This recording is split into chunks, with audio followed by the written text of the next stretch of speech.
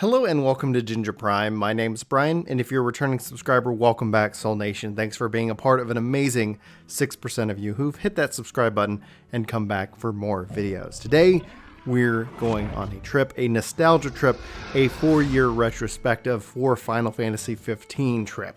That's right, it's been a while since I've talked about Final Fantasy XV, and it blew me away, first and foremost, that it's been 4 years since the game has launched. And one of the reasons why I wanted to kind of dip into this video and talk about this is A, I've been playing it on the Xbox Series X, fast resume, fast loads, really overall enjoyment. Like that is a real treat when it comes to Final Fantasy XV. The other side of this is it's included in Game Pass, even all the way up to the latest update, episode Arden. And that's one of the things I want to kind of touch on first. When I think of the best villain in Final Fantasy history, I have my top 3, Sephiroth, Kefka, and Arden. And I go back and forth on who is the best. So just note that we're not going to weigh in on that today. Maybe I'll do a video on that in the future. It's something I've been working on as I've been replaying the Final Fantasies through the Game Pass system. But today we're talking about 15. It's important. It's in Game Pass. Should you play it? Yes and yes and yes. So, all right, now that we've settled that, let's talk about why. So first and foremost, if you guys haven't been following my content, I want to state something very clearly and up front. I never thought 15 was going to be as good as it was. That's not to say that I do not have my still valid critiques of the game itself. I think 15, when you just look at the core game itself, it doesn't stand on its own. It's a good game, but it's not, I don't know, Final Fantasy worthy, because you have to go watch the movie, watch the animes, read everything. The 15, when you consume the whole package, it's incredible. When you consume just a small portion of it, it is lacking. It is found wanting, in my personal opinion.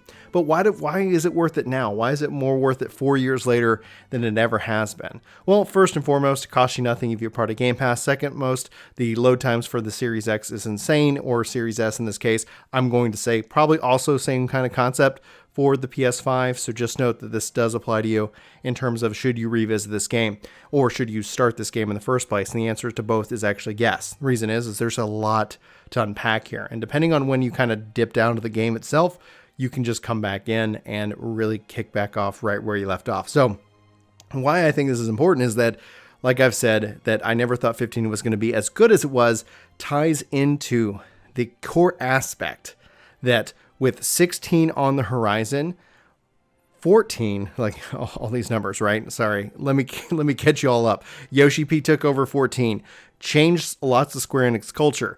Really couldn't have as big of an impact on 15 because it was already in redevelopment. 15 was announced originally as another title, had to end up being rebranded. 3 years came out because they felt forced. Honestly, it felt like it needed another year. And then we got the end product, a split up universe of a game. I think when we look at how 15 is right now, whether you agree with the action combat or not, 16 in and of itself, I think, is going to be a true testament to the foundation and the establishment and Yoshi P's legacy. You might have a really good love for 14 like I do, but note, maybe Yoshi P is only good at saving failed games. I don't think so, but just note that 16, I think, will cement his legacy and just who he is from a game developer, publisher, and that mindset. So just note that a lot of this is actually 16 hype for me, personally speaking. So diving back into this game, one thing I think I need to make clear, for some reason, especially playing through the episode Ardent content, there was a weird audio bug, and I have tried multiple times to kind of get this figured out, but Ardent's voice acting dips out. It is the lowest terms of voice acting and everything, and all the other background noise, all the other acting seems fine. So there's something, maybe it's a bug on my end, I don't know. I'm still troubleshooting it. Even trying to play this game with headphones, literally it just ends up not playing nice the way I want it to. But coming back to it, having been able to play this game the way that I can, to be able to jump in easily and get reconnected right into this world, I am immediately both blown away, impressed, and frustrated by the sheer lack of where the rest of this game was when 15 launched. I enjoyed 15. I'm a Final Fantasy nut. I'm a completely biased individual when it comes to Final Fantasy. I love them. I play them. I consume them. I rate them. And 15 for me was just something that when you do the whole thing, it's exactly what I think it should have been.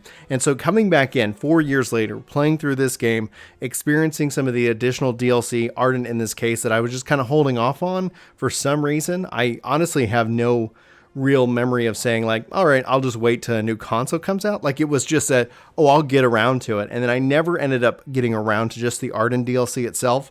And that's what you can actually see here playing in the footage perspective. Again, if you guys aren't aware, I cannot stream or capture my Series X footage for some unknown reason currently. And as soon as they give me that ability, I'm going to be all about it. So this is all done through a series of clips. So if this video ends up going long, which it shouldn't, you might see some repeated footage. Anyway, all those weird bugs aside, now being able to pop in, and once I saw the load times that a lot of the testers were putting out for the new consoles, and just the amount of like less waiting that you have to do, my enjoyment goes up. If I was going to give 15 a score today, easily a 9.2 and 9.3, and I don't really recommend or at least lean into scores all that much anymore. I think it's more about the feeling and the combat. And 15 is, again, still with some of these random limitations, but the updates and the love that they poured into this as a game itself is fascinating. And honestly, I look back now,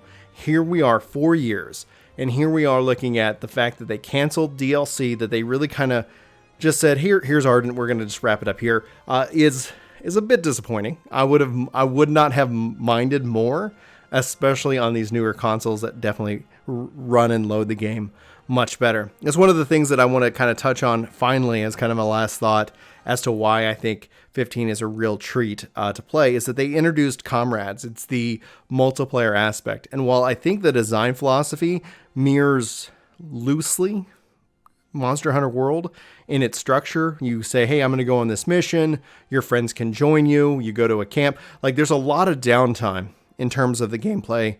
As my voice cracks, gameplay loop. Let me know if you made it this far by saying voice crack in the comments. But the beyond that, like, just the amount of waiting is a deterrent for this game itself. And so with Game Pass and with the fact that it runs so well on these new consoles, honestly, it is a treat and it should not be skipped.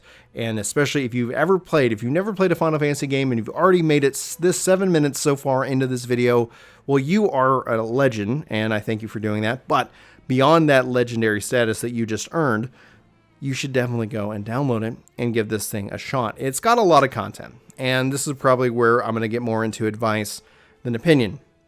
Start with a movie. That's exactly where you should start. You're not going to know what the hell's going on. It's okay. Then play the core game, then play the DLCs. Personally speaking, I wish that the core game led into the DLC to where you kind of just did that as a part of the whole game and not having you go out to the menu. And so I wouldn't recommend dipping into the DLCs. Just play it how it naturally came out.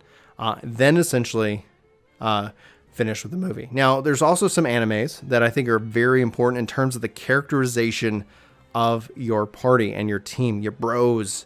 And I think essentially when it comes down to the anime perspective, you can optionally choose to watch that and the movie around the same time, or you can play through the game a little bit, get to where some of the party kind of gets to a natural splitting off point. You'll know it when you get to it. Take a break, watch some of those animes, get a little bit of that context, come back, finish off the game itself. So that's going to be my tips and tricks to Final Fantasy 15. How you should experience it here 4 years later into celebrating its 4-year anniversary. And hopefully that's going to be something that you enjoy while you wait for Cyberpunk and wait for 16. 16 in and of itself, I think, is going to be a kind of a force to be reckoned with. Kind of like where we've been waiting for Square Enix to kind of say, hey, we know how to make RPGs. And I think 15 shows that they do. It's got a lot of love. It's got a lot of heart. But it's that divided universe. It's that split up experience that asks a lot of the user. And my final thought on that is why that is difficult is just how we see it within YouTube and different platforms. Seeing Ninja struggle to move people over to Mixer is he moved people, but like it's not a one-to-one relationship. Most people are going to say, here I am, I'm having this experience. don't go and ask them to go and do something else, right? Don't, hey, go rent a movie. What? No. Here you go. Here's the story. Maybe you play through that. Maybe you have these different experiences where you play through these different characters. And I think ultimately maybe that was the vision for the game itself, but you just kind of, like, they ran out of time in terms of the shifting from Versus 13 into 15 itself. So those are my thoughts. Hopefully you've enjoyed. Thank you for being here, you awesome people. Do want to say the legendary 6% who have subscribed are, in fact, legendary. But also Anita, who just hit that join button as a member at the Bahamut level, no less. You are amazing. Thank you so much. Also, Chris Haltech, WG Productions, and also all those for your continued support, for being here, hitting that button, supporting me and my family and the Diaper Fund. So appreciate all of you. If you guys feel like I earned your subscription and this is a video that gets you to hit that subscribe button, let me know so I can welcome you officially to the Soul Nation. But without further ado, I'm going to wrap up. Thank you so much for watching. Hopefully you have a fantastic day, and I hope to see you in my next video. But until then, take care. This video is sponsored by me, Ginger Prime. Hopefully you'll check out my podcast channel, Ginger Gaming Radio, which we have lots of guests, lots of great conversations, and even more highlights. Links are in the description below. Let me know what you think. Thanks.